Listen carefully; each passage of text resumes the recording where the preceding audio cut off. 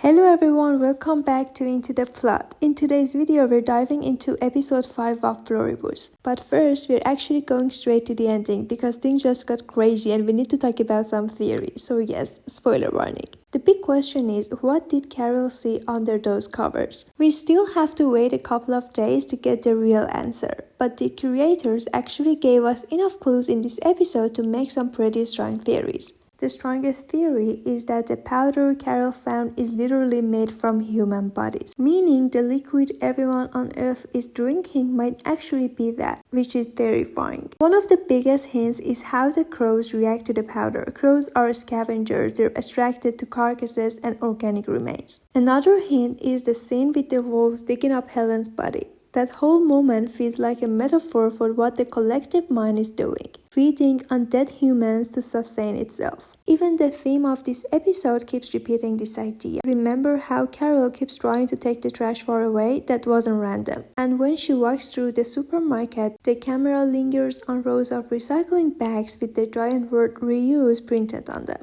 This could be a clue that the collective mind doesn't bury bodies, doesn't throw anything away, everything is reused, even human remains. There is also a callback in episode 2. When the bodies are being collected in Morocco, they're transported using milk trucks. That's a pretty obvious hint that the milk people drink comes from humans. Also, in episode 2, when they ask Zosha if she's vegetarian, she says that would be her preference, not a clear yes. So the show has been hinting at this idea from the very beginning. And when Carol asks how many people were killed, Zosha says, no, you shouldn't look at it that way. So everything is suspicious. A similar theory says that this liquid is actually human plasma.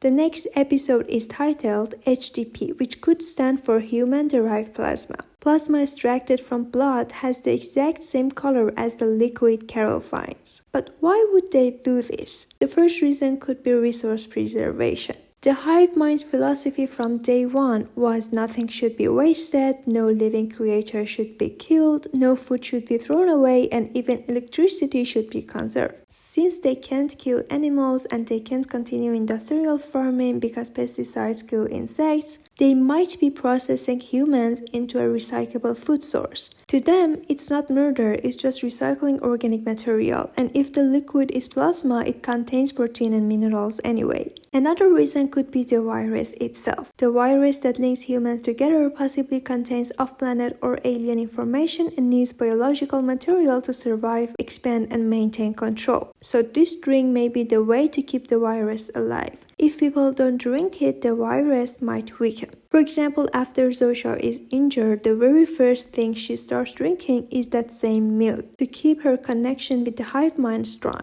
Another theory says animals might also be infected. Maybe they're not connected to the hive mind like humans, but if the virus biologically depends on human remains, that could explain why both crows and wolves go straight for the bodies. Maybe that's even why animals were set free, because they're part of them. The hive mind has a very weird ethical view. Killing animals is absolutely forbidden, but eating a dead human is totally acceptable. They hate killing, but they don't mind using the dead. How did Carol even find the factory? Carol's mind works very simply. She saw the barcode and thought, where do barcodes get used? Supermarkets. She goes there, sees barcodes aren't working, but she realized the packaging looks exactly like dog food bags. She finds a similar bag with a similar barcode and traces it to the factory. There's also a small detail in this episode, a book titled Then There Were None. The title itself fits the series perfectly. The book is about a group of people invited to an island who then get killed one by one. Zosha literally says, we cannot protect you from each other. Maybe the 13 of them are going to turn on each other. Another detail is that at night, Carol can figure out how to take apart the shotgun. But in the morning, she can simply do it by pressing a button, just like how the key to her handcuff was with her the whole time. This suggests that defeating the hive mind is much easier than she thinks. She just needs a calm mind and focus. Thank you everyone for watching this video. If you have other theories, put them in the comment section. See you in the next video.